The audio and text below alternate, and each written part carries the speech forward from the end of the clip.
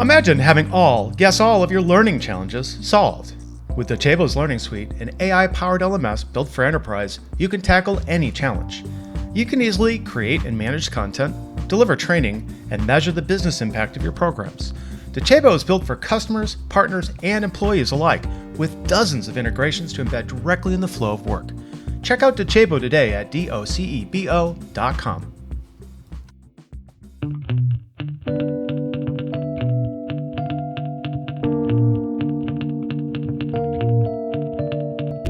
Welcome to CELab, the customer education laboratory where we explore how to build customer education programs, experiment with new approaches, and, like the Daleks would say, we're nerding out so early, exterminate the myths and bad advice that stop growth dead in its tracks. I am Dave Derington, and I have a special guest today, John Lay. Welcome, John. Hi, thanks for having me. Great to be here. Great. John is from Talented Learning. Thanks for joining us. And oh my God, John, we've been wanting to have you on the show for at least a year. We talked about it.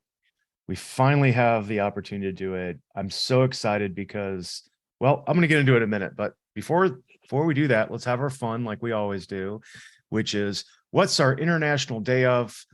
It happens to be Valentine's Day today. So happy Valentine's Day, everybody. It's from the bottom of our heart at CELab, we do this for you. So giving you back the love. But what else we got today? We got a couple other days that I think just kind of map into the whole Valentine's Day theme. National Ferris Wheel Day. So you can take your sweetheart up on the Ferris wheel here in Seattle. We have got a really great one. And then the weird one keeps coming around. Yeah. National Organ Donor Day. So if you really want to give your heart out to somebody, sign that card. Okay. It's a one-time gift. Oh man. Okay. Let's turn away from that and have some real fun. So again, like I said, John, this episode is super long overdue, right? You know, we've been talking for a while, and thanks for joining us.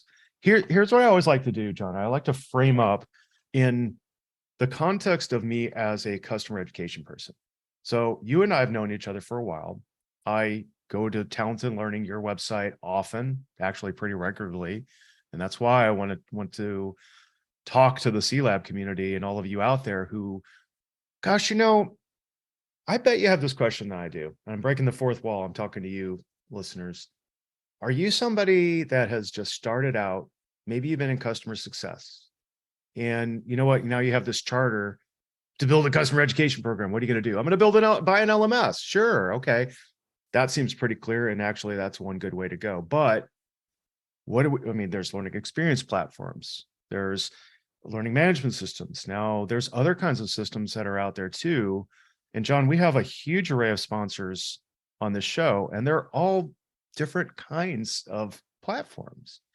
And somebody may, and I'm going to bring that elephant on stage right now that's been in the room for a long time.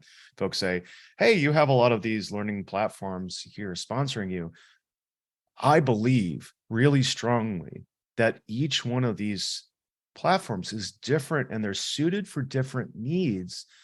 And, you could say, well, Dave, they're all kind of in the same, they're competing and stuff. Yeah. But the reason we brought you on is because I really want to break down the barrier and help people to connect with you and understand, as an analyst who knows these systems, how do we navigate this space? How do we really pick the best of breed product for us? And how do we learn a little bit about you too? So let's get into it, man. Tell us about yourself. Where you're coming into the space from. Thanks for having me on. I wanted to be on the show for a lot longer than a year, as it turns out. Well, we made it. Everybody wants to be on this show. Everybody wants to be on this show. Now, I'm 26 years ago, I got a master's degree in instructional technology, and I've been in the center of the learning space ever since then. I was fortunate enough to come right out of college, and I tripped in to a job opportunity with a marketing communications company, and they were building content. They had hired a whole bunch of us instructional designers to build learning content for partner and channel learning 26 years ago, before the internet. 26 years ago, we were doing it on CD-ROMs, and we were working for high tech and telecom companies. And we were creating CD-ROM programs, which are like websites on CD-ROMs that they were sending to their customers to sell servers. And I got in customer education at that point, and I never looked back. I spent 14 years with two major learning management providers, carrying a sales bag and a quota. Yeah. And unlike everybody I worked with, because of my experience in early customer education and partner education, I took 100% of my time and I focused on that. I prospected in that. I sold in that. I always tried to grow the accounts to include the customer and the partner groups, or starting in the customer and partner groups. And nobody else was doing it. And the reason I was doing it was because of my history, and two, because there was no competition, because all the other LMS companies, which most of the listeners will know, are focused on employee learning solutions. And so there's the rub for customer education, is that there's really a difference between those that focus on customer education versus those that focus on employee education. And nobody was talking about customer and partner and extended enterprise. So 10 years ago, I quit my job and I founded Talented Learning. And Talented Learning is an independent, fiercely independent research and analyst firm that covers the learning systems marketplace. And we study learning management systems of all the different types, and especially those that focus on extended enterprise or learning systems as a business, like Customer Education Group. And so we have a long-running blog and podcast and live webinars and just tons and tons of free resources out there, so that buyers can buy better in general and get their best learning solution. As it turns out, Dave, there's over 1,000 different learning solutions in the marketplace. So it's no wonder everybody's confused. And that's what we try to help solve. We do the research so that other people don't have to. That's fabulous. And, it's funny. I work at Service Rocket right now. And one of the things that I remember having this really interesting conversation about 7 years ago.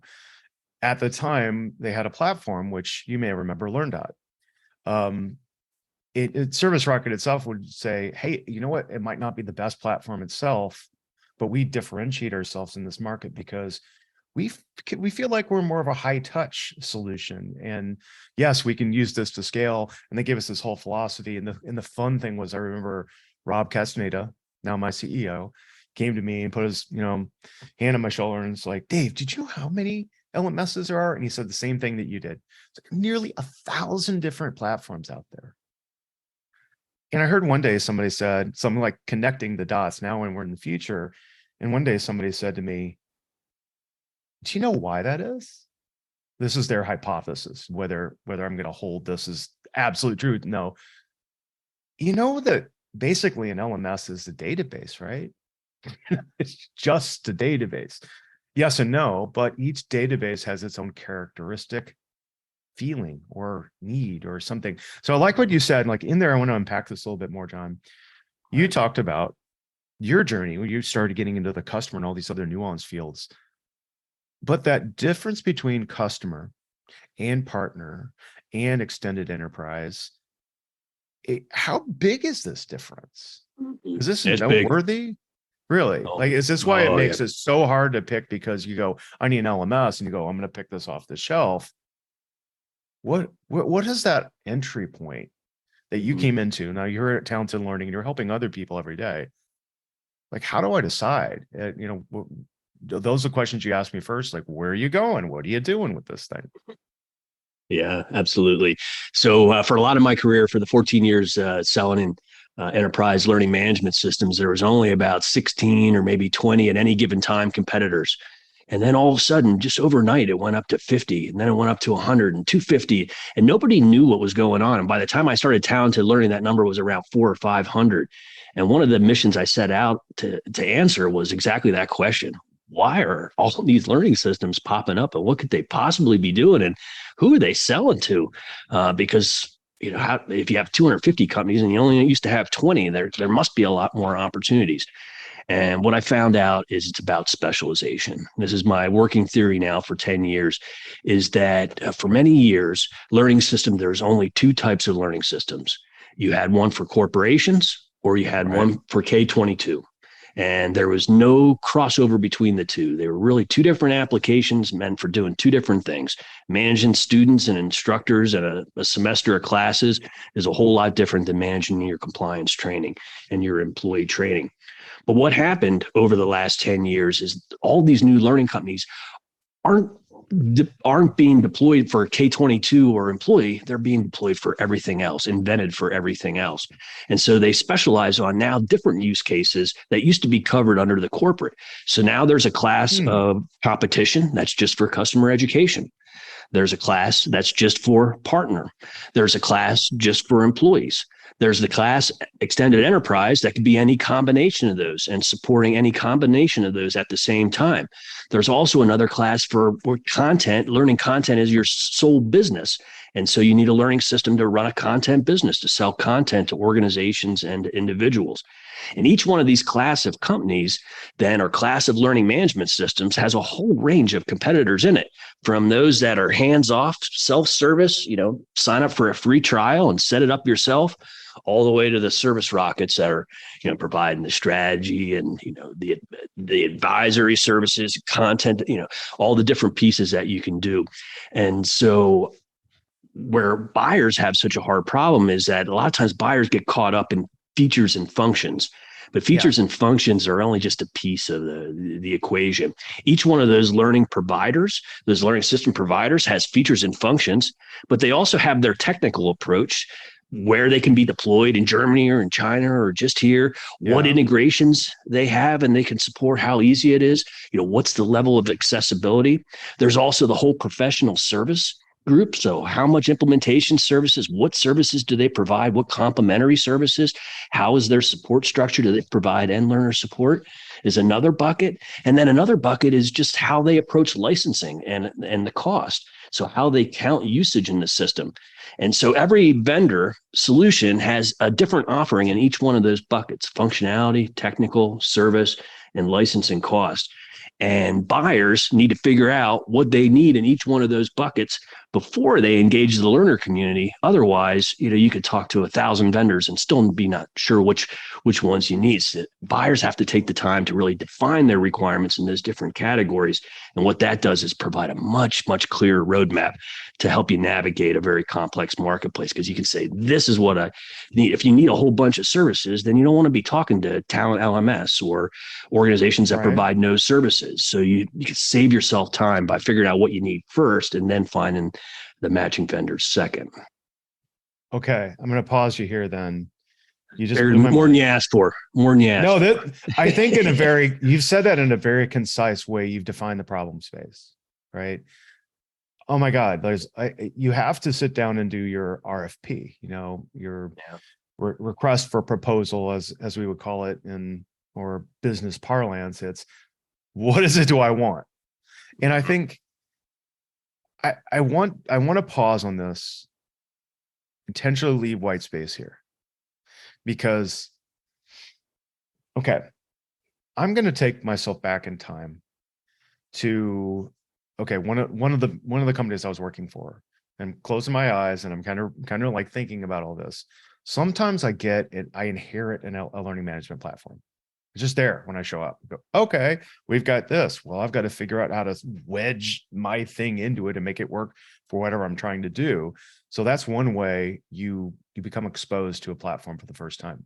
But then there's this other part where here I am, and I'm going to put myself completely into the shoes where I was. I'm completely ignorant of the market. I have no idea where to start. I have no idea what I need. But my boss says, get an LMS and get it quick. Okay, gosh. Now I'm up against the wall. And why I think this is such an important problem, John, to talk about out loud with you in particular, is because I know there's lots of people that have that same pain point. I talk to them, right? I've been one of them. And I work for a company now that used to be an LMS company. Now they have a different kind of pedigree and a feeling like there's all kinds of thinking that goes on here too. But where do I even start? That's where I come to you and say, okay, well, a normal RFP is like, okay, it's kind of like a job task analysis that I do in instructional design, right? I have to think about all the things and what they do and what all the functioning parts are. How am I going to reach the market? Is it going to be video or live or hybrid training? Or do I, and here's a big issue for us in customer education. One of the things that I think is most important, we're going to talk about this later with integrations, is defining a big picture of how my learning is actually affecting people using my product. And I need to measure that. So I don't know. I'm saying, I'm at the beginning, John, I'm lost. What are the most common things that you do to start figuring that out? Mm-hmm. Yeah, it's a good question. Everybody's seems to be in that same spot. So in your shoes back in time, the first thing I would say is I'd push back on the whole fast thing, because buying a learning system fast and getting it up is a sure way to hit the wall and buy the wrong system, or buy the wrong system and then hit the wall in terms of needing to replace that system down the road. From what I've seen across my 20 some years of people buying learning systems, the best buyers are the ones that take a deep breath and they do exactly what you just said. They start at the top, the big picture, and they draw a map. What is my use case? Who are my learners? What am I trying to do with these learners? And that answer is different. Am I trying to onboard these new customers better? Am I trying to attract potential customers and educate them and turn them into educated, qualified leads? Am I looking to reduce my churn? Am I looking to do all three of those at the same time? But organizations need to stop. Usually they have a problem, customer satisfaction or something that's driving the need for all this. And so the most successful organizations start with who their learners are, what behaviors are trying to change, how they're going to measure that change, how they'll know if they're successful or unsuccessful in that, and do that before they ever start talking about any given learning system. Then you go down to the next phases. Okay, how are we going to reach these learners? What type of content? What's our learner analysis? Are they young? Are they, are we targeting old? Are they all over? Are they international? Because that will drive what types of content, your content approach. Do they need big certifications? Do they need it just on job performance on the time? So defining what you're trying to do will inevitably lead you to the right decisions on the type of content that you want to do. And once you have that, now you have the basis of your RFP. You have the basis of your request for proposal, because you know why you're doing it and what you're doing it. And now it's just a matter of now getting to the features and the functions that you're going to need to specifically carry out that. So to answer your question, what organizations need to do is take that deep breath, figure out the foundation first, because then the next piece of actually evaluating systems that'll match against that foundation becomes easy. If you don't do that, then you have to run into the old John Lay selling. The salesperson will try to do it for you. And that's what you don't want. You don't want the salesperson to do it for you, because the salesperson inevitably is going to try to lead you down the direction of their solution, which is perfect. And that's not what you need. You need an independent look first, so that way you can compare apples to apples against your actual requirements. And doing it the other way is a surefire way of getting sold on something. And learning systems are just too complex to buy it willy-nilly. You can't test out all the scenarios up front. So if you take too much of the vendor's word on it without your own verification or without your own scenario, then you're just putting yourself at unnecessary risk in general. And risk is having to buy a new system, or risk is getting fired for buying the wrong system. There's different levels of risk in there that you want to avoid that allow you to achieve success in your selection. Are you looking to elevate your live training offerings? Strico's virtual classroom brings the power of learning by doing to remote training, making it super easy to deliver highly engaging, hands-on customer training sessions remotely. Unlike conventional conferencing tools, Strico allows your trainers to see customers interacting with your product during practice and offers just-in-time, one-on-one collaborative guidance so you can give your customers the premium learning experience that they deserve. Join leading customer education teams and instantly enjoy higher learning engagement and satisfaction.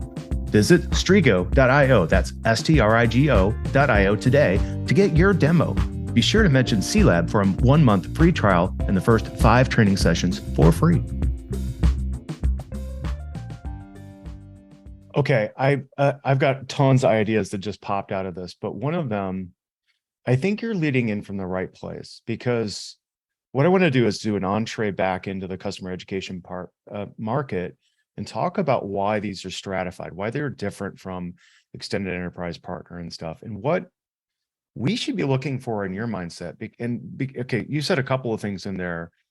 One was, there's an edge of fear. There's a fear of missing out, which I feel drives a lot of executive leadership to push for systems faster, fast. I need it today, Dave. I've had this. I need a certification program. I need this. I need this. Okay. Yes, CEO, I'm going to bust my tail to deliver that. But then that puts undue pressure on me where I start making mistakes. And the other fear is, what if I choose wrong? And for me, I've set myself, I know what I've gotten myself into in my history over the last decade of working with customer education systems. This one does this really well, but this is a problem. This, and then you set yourself up for consequences of that, which might be, let's imagine I tried to use one system, which is really an internal system. And then all of a sudden I realized, well, that was great, but now the way the licensing structure is, I have to pay for a seat for every person I put into that. Now I can't scale. So I have to take people out or whatever. Or, so that might be a limitation, just an example of something I've actually seen.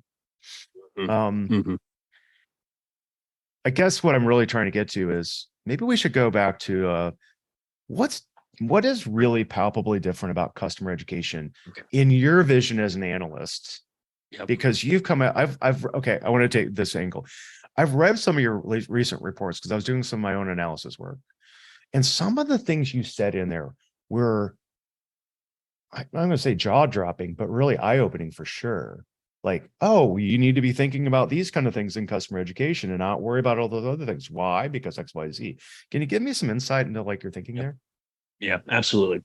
So when you think of an employee system, an employee learning management system, that's where they're all coming from. And so the big gap for is customer education trying to use an employee system.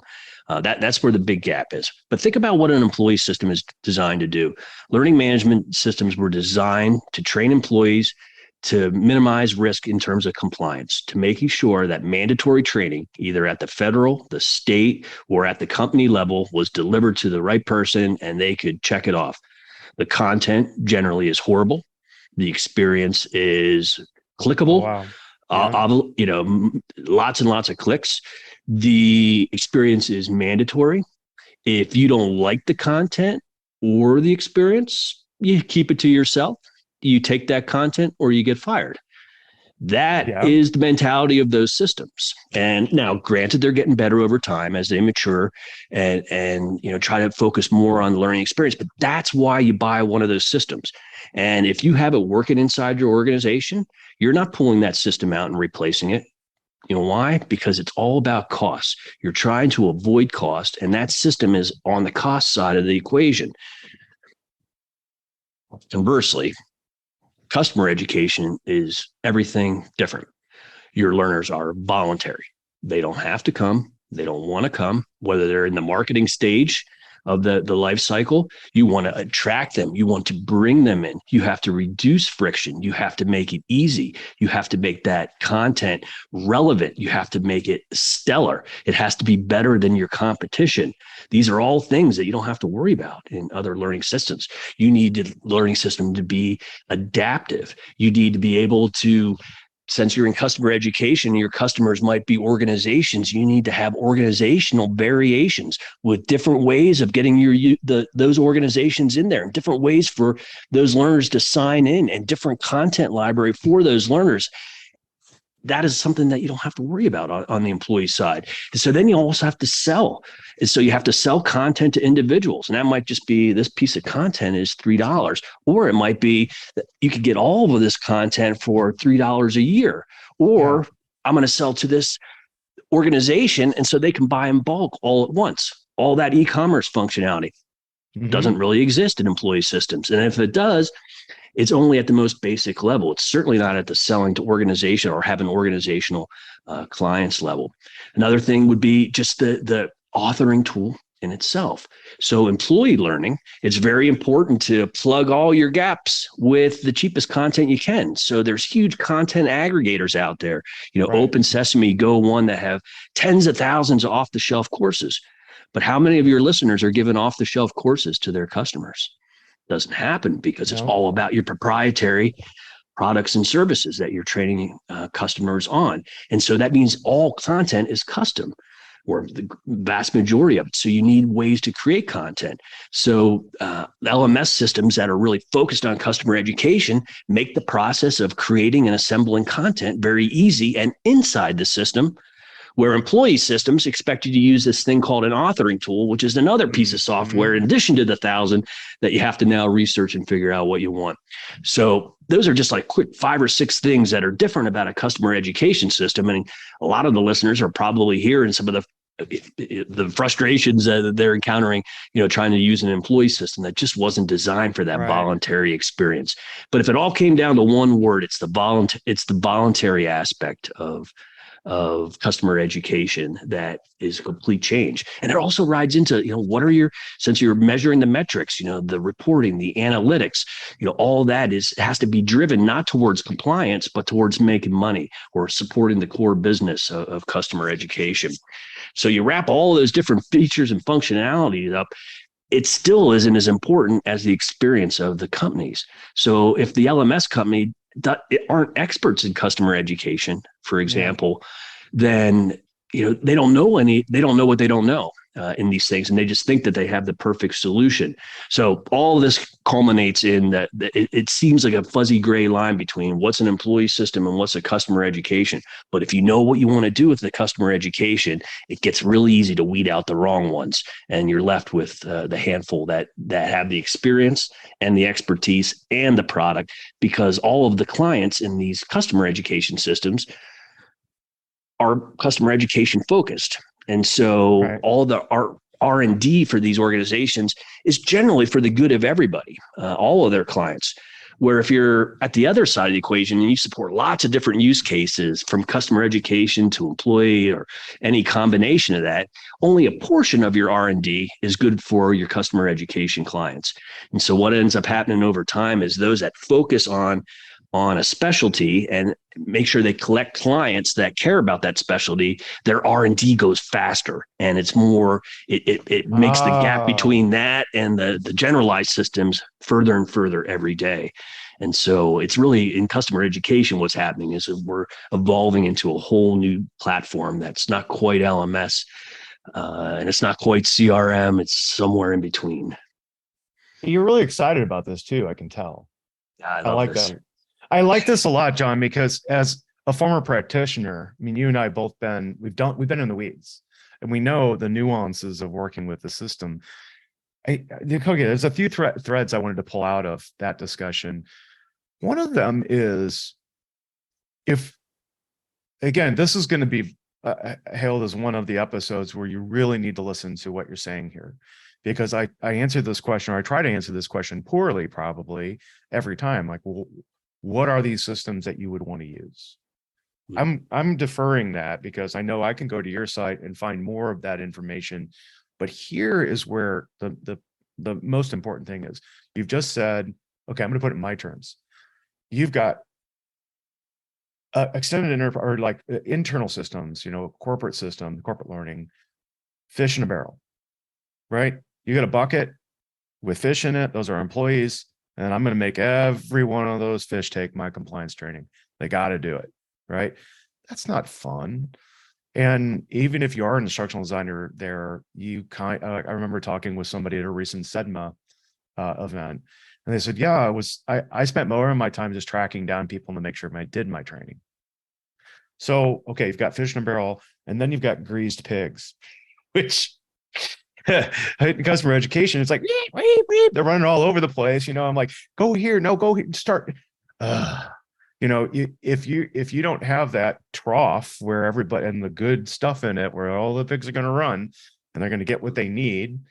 This is a terrible analogy, but I think it's evocative of the scramble that we have. My scramble every day is I need to build a funnel. I need to get people to come in. It's kind of like, I heard you say education qualified lead. Thank you so much. That's so exciting. We need to bring that up often because we are, via these platforms, bringing people to the table.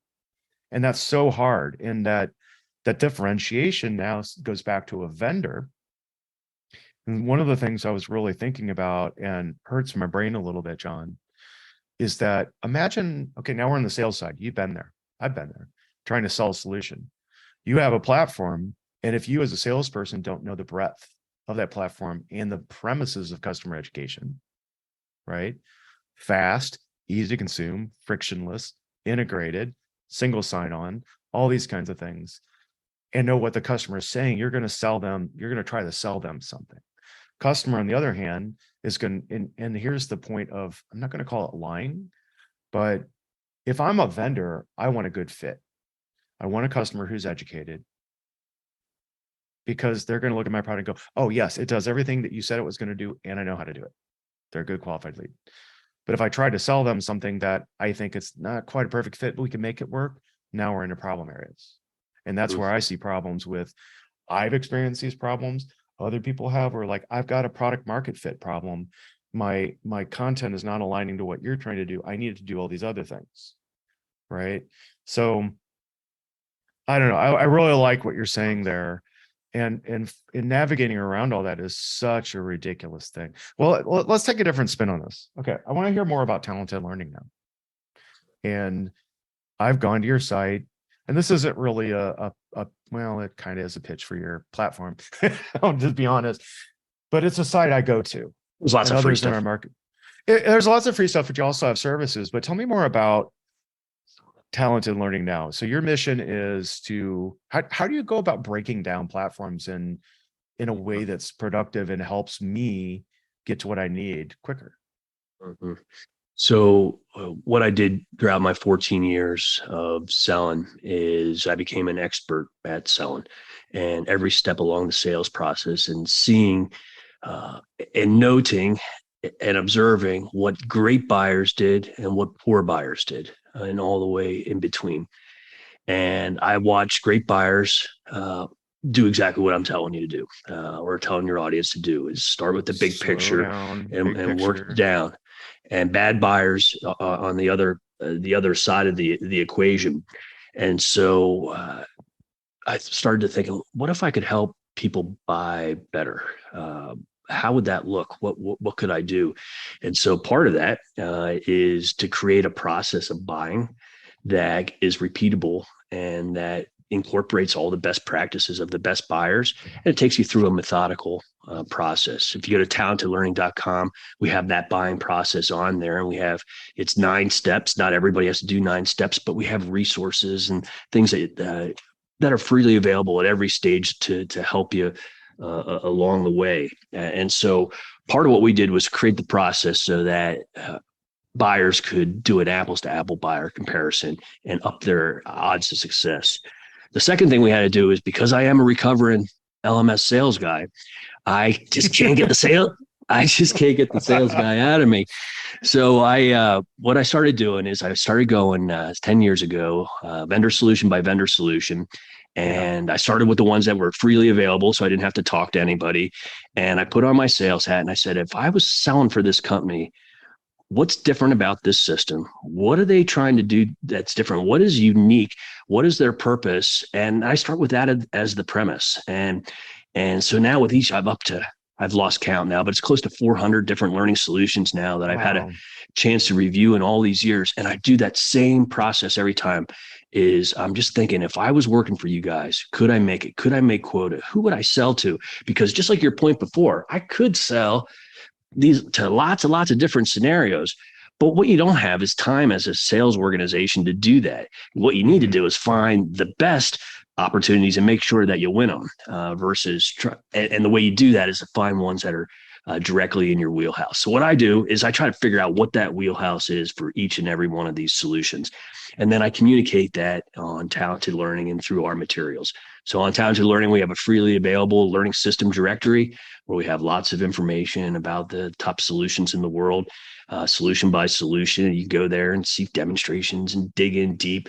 We do a lot of like thought leadership co-marketing so that you get to Right. hear these vendors in action and hear about their solutions and what they're actually doing for other customers, because that's a super relevant way to learn about what solutions might be right for your organization, is to really understand, who their customers are. So to that end, we created a freely available case study directory. I think we have 120 different documented case studies now, lots of them Good on Lord. customer education.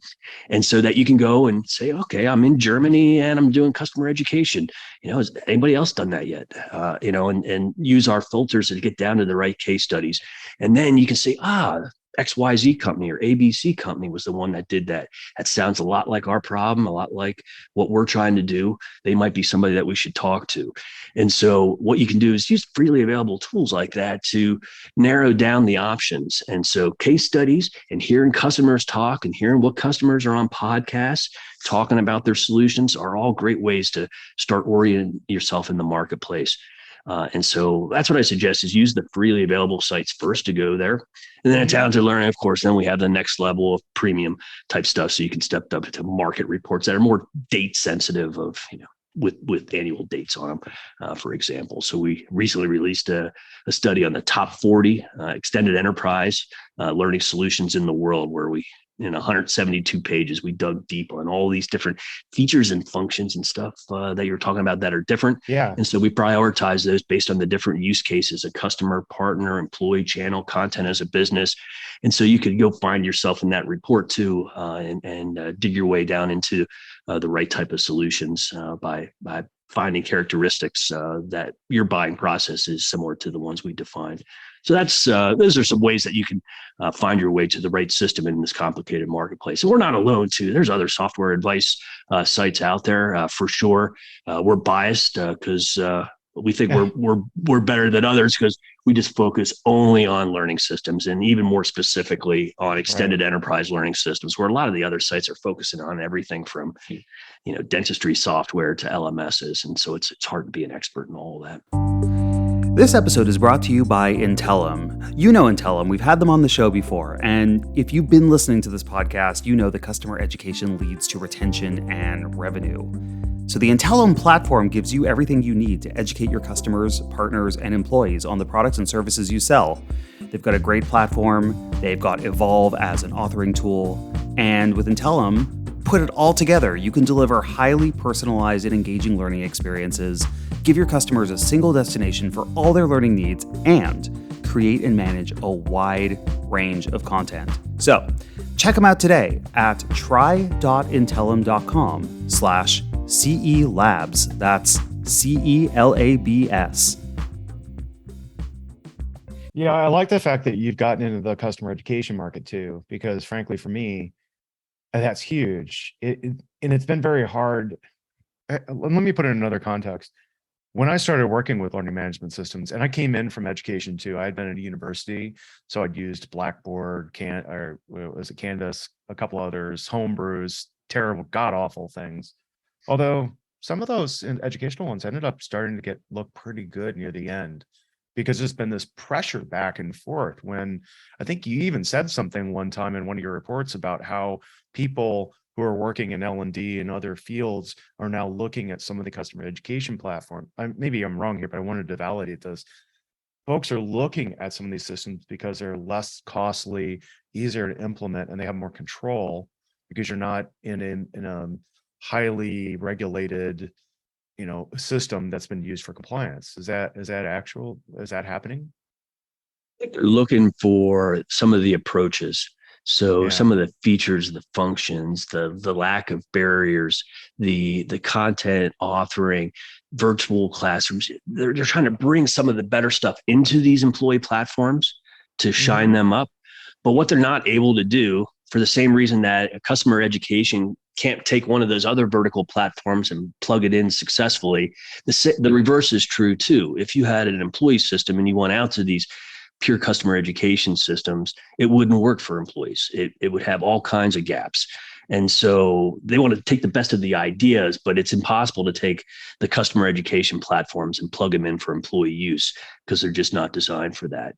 So it works that way in all the verticals. You got to find the one that's right. So who are these customer education systems, they're the ones that focus just on customer education.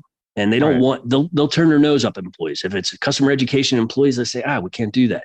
And those companies would be like Thought Industries, SkillJar, NorthPass, Eurekas, Crowd Wisdom, NetExam. They're all ones that focus exclusively on that and hate employee learning. They don't want to do it. They want to focus on that other side of the equation. And for buyers that are just buying for their customer learners, those are that would be the vertical that I'd start looking at. And all of them are very different in their capabilities of what they can do. But the other side of the equation are the generalists that can support employee, partner, and customer. And they can do all three, but they're not experts in any. Probably what they're most expert in is being able to do all those simultaneously. Mm-hmm. And so many of your listeners would like to have a standalone customer education LMS, but the reality is there's already one LMS that might be for multiple audiences, like you said, when they came into the job, or that's just the way it is, or that's the way they want it to be, in which case, none of that first list would work. The new list that you would need would be organizations like Docebo or Absorb LMS or Cipher Learning or Totara or D2L or Learn-Upon or Talent LMS. Those are all cloud-based systems that you can use for any audience, but they have service and specific capability deficiencies compared to the specialists, depending on what you're trying to do. In simple scenarios, maybe not. In complex scenarios, almost always.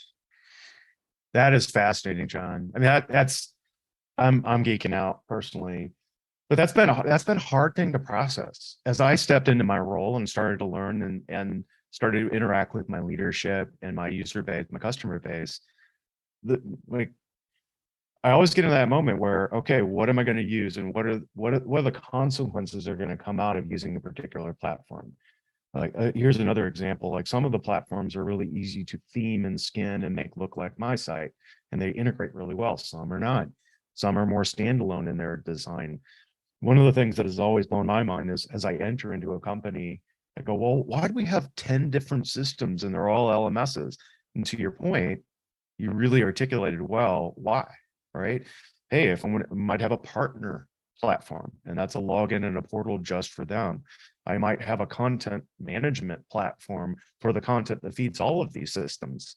It's complicated. And that's why we all have to have our eyes open and think a little. And I'm glad you did we did multiple things here, but you did one thing that was really important for our audience, is that you expressed there are multiple players on all sides, and there's many facets, and it's okay to choose one or another, but you really need to get back and slow down and find out what your organization needs. So you're going to be spending generally a large amount of money.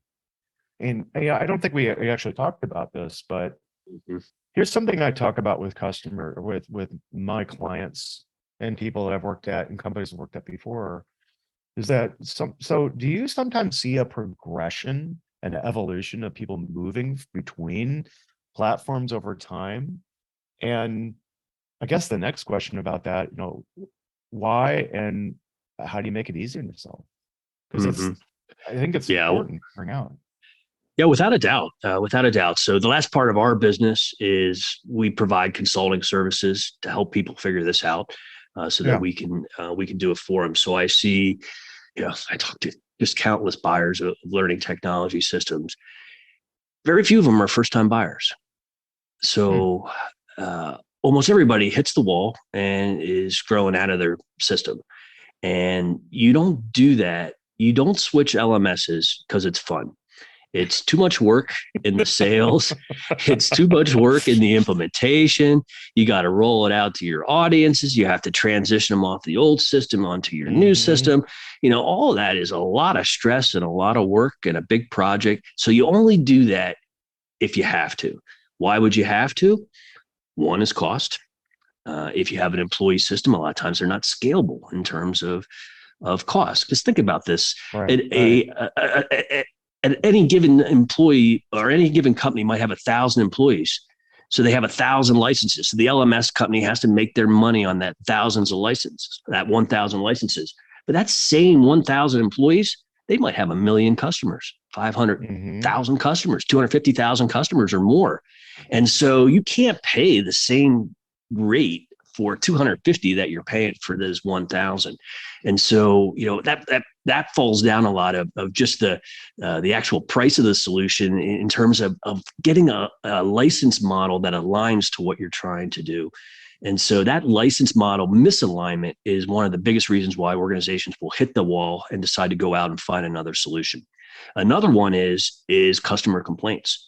So if they're taking anything from the actual people using the system in terms of negative feedback, the system doesn't work, this content stinks, all that stuff, that weighs heavily on the organizations that own these systems and helps drive the need to, or drive the understanding that you're hitting the wall with that current system for one reason or another. Right. And the third reason is that things change. And so your vendor might get purchased, merged or acquired with somebody else, or you might get purchased, merged or acquired by somebody else. And now there's different systems and different audiences in the equation. And you have to make a decision about what you're going to do with your learning systems, just like your CRMs and your financial and everything other system. And that generates a lot of second time buyers. So what I find is that every organization is always on their way to their next learning solution. And when you finally find that right one, they're the best ones in the industry. It'll be when you grow, you mature into that.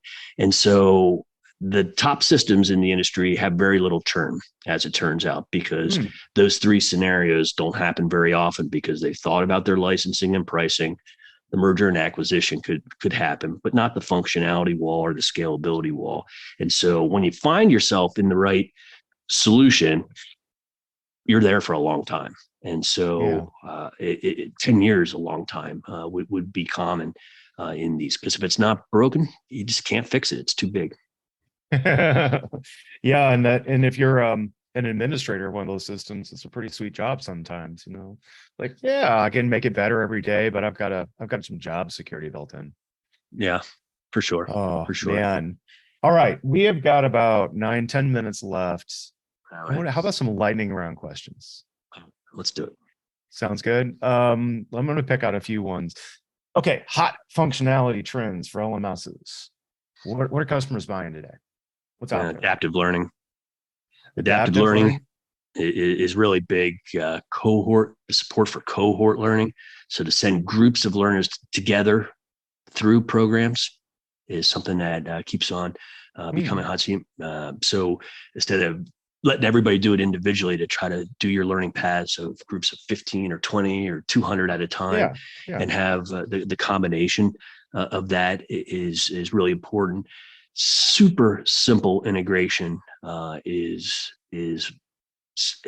important. No API. I mean, yes, you can do API programs, but you need programmers. But the integrations that you can just do by entering the codes into the administrator interface that connects CRMs, customer success, single sign-on, virtual classrooms, finance systems, storage, all those, be able to do that in an instant.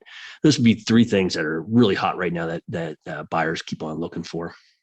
Yeah, I'd agree with those. The fourth one would be that's not much of a lightning, but the fourth one that just keeps on being a differentiator is the ability to create content. That is a big problem because of all that proprietary content that you need to create. So there's a lot of cool and AI-driven ways to speed up the process and also speed up the quality of this external content, because quality is king when it comes with voluntary users. Yeah, that's 100% true. And that quality spectrum is even harder. It's so one of the things you said in there that I like to hear a lot about is that content that historically, as I understand it, and I've dealt with things, used to be more heavy SCORM and modular design, and these were big investments. But now I can make a video really quick with Camtasia and put something out there into the world. But not only that, the systems that I like are the ones that, okay, I had an experience. I'm not going to talk about the vendor that I was working with. I work with multiple, but my instructional designer ended up teaching a client we were working with about the platform we were using because it came so intuitively and so easy to them. And as they started to talk about the work they were doing with the platform itself, the client was like, oh my God, this is so easy. You mean I don't have to go and do XYZ? I can make a quiz and I can do a drag and drop. And yeah, it makes it a lot more that easy to use tooling. So I don't have to have somebody that's necessarily a canonically and traditionally trained instructional designer who has systems knowledge, right? Back in the day, hell, we had to have programmers do stuff. Mhm. That's super Yep. cool. Okay. All right, moving on. So how quick can you make that content? That's for sure. The form's still out there, but I see very little 1 hour courses anymore. It's how small. So maybe that's the last trend is how small can you make this content so that you can get just a teeny piece when you need it, or it's in a path for the preparatory type training. But that seems to be the trend in that. And that might be authoring it directly in the LMS, but it also just might be as simple as you said, grabbing videos, grabbing this asset, this PDF, this web page, and putting that into a plan. And so that's all very important now. Yeah, and I think that's particularly important, John, because in customer education, we're trying to get content out fast and good, and I mean, really, we're breaking the iron triangle in some contexts. Fast, good, and cheap. Yes, please. But and you kind of pull it off. You can kind of pull it off because even the good with the modern systems, if you have somebody who's well educated, meaning they're probably not necessarily an easy replaceable content designer. The best folks that I see out there have been with the company for a while and they get the platform. But if you could have someone who say, okay, hey, we made a quick product change in the latest release and that's going out tomorrow.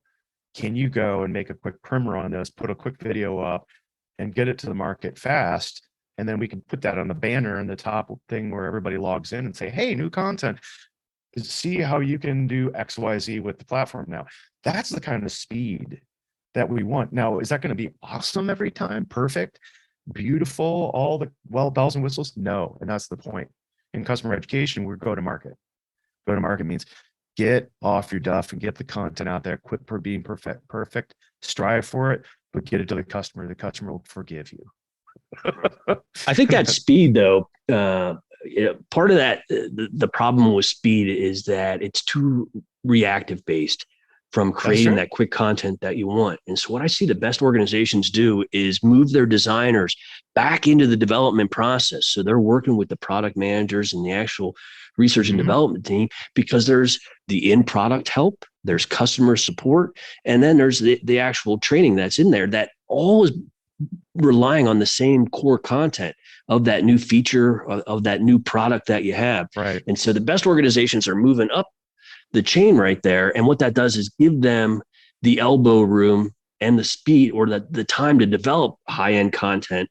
Because if you just wait till the product comes out and then you do all that, like you just said, reactively, then a lot of times your quality will suffer. And so, that's true. To move that up and to coordinate those three groups, the customer service, the online, the in-application help, and the actual content, the learning content, by sharing those work processes, there's a lot of horsepower that can be saved and a lot of acceleration that can happen in the development cycle because of that.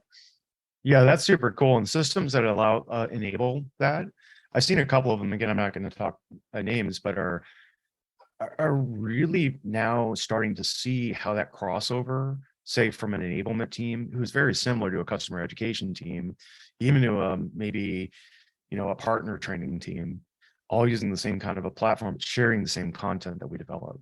So then you can, let's say I have a partner team, an education team, an enablement team.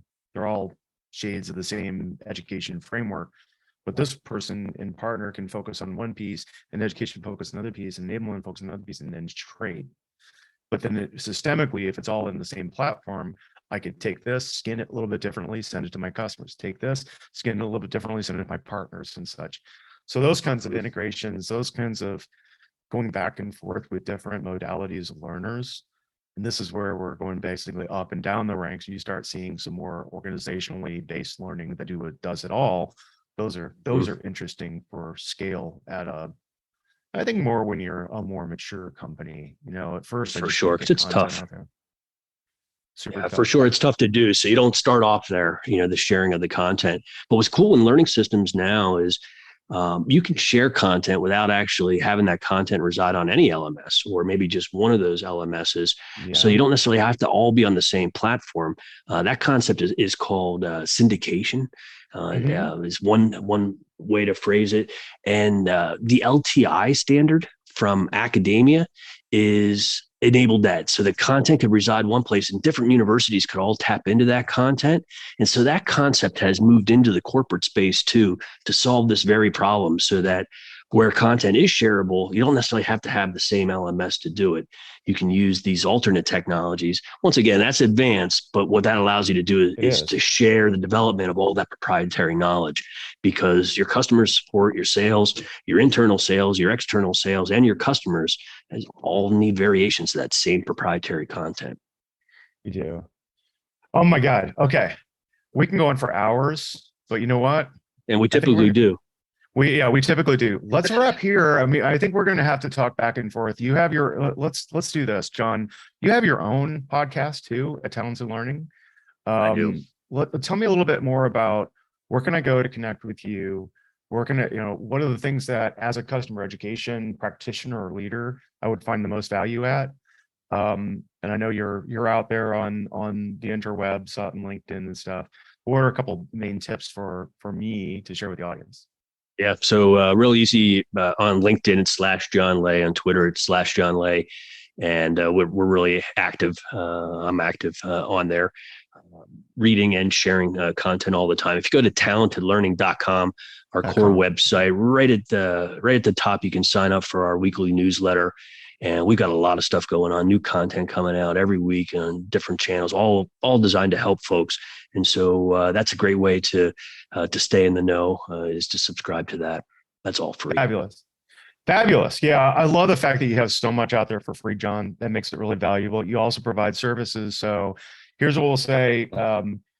Really, John, this has been a pleasure. Audience, if you want to go learn about all the platforms that are out there or seek help, go talk to John. It definitely has helped. You've helped me a lot, and I appreciate you and the role you play in the customer education community. Likewise, what you guys are doing here is just fantastic. Helping drive this industry forward, the customer education industry forward. And I think I'm a bigger fan of you than you are of me. That would be my guess. Well, I love it. Hey, okay, audience, going to bring this to a close. Once again, this has been great. If you want to learn more, we do have our podcast website at customer.education. I still marvel we got that domain. That's crazy. You can find show notes, other material, links to all our friends. Again, Talented Learning's at talentedlearning.com, and you can find John online. And please, last thing, if you found value in this show, we're out there every day trying to find people that are like us. We're trying to connect you to the best people in the community to help you out. This is a hard field. We're learning as we go. Adam Evermescu and I have been doing this for almost 5 years now, and it's only going to get better because we have great things up in store for 2013. Good Lord. And then finally, thank you, Alan Coda, for providing our theme music. And if many of you are subscribed right now, but we'd really appreciate a 5-star review if you're on Apple Podcast or Spotify or whatever to help promote, or just tell your friends. Get out there, educate, experiment, and find your people. Thanks, everybody. Thank you, everyone.